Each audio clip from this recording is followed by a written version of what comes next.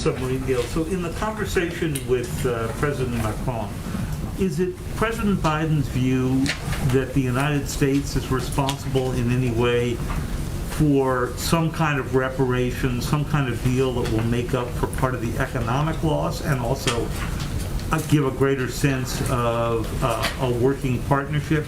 Or is it his view that it's really up to Australia to make up any kind of economic loss out of this, if there's any loss to be made up at all?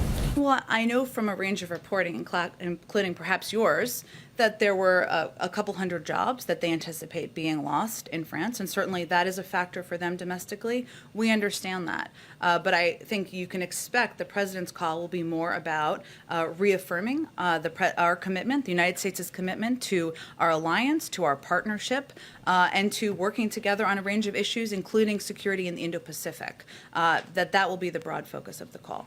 One more. When you were in the Obama administration, we often talked about the need to reduce the amount of highly enriched uranium that's moving around the world. President Obama ran a number of summits, you'll recall, that were aimed at converting reactors from HEU to LEU.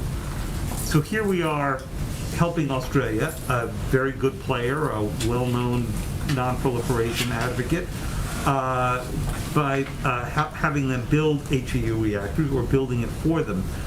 Without any reference to problems with Australia, what message does that send to the rest of the world about how committed we are on this?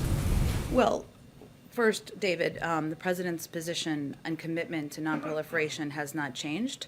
We're committed to renewing American leadership in nonproliferation and addressing the existential threat posed by nuclear weapons.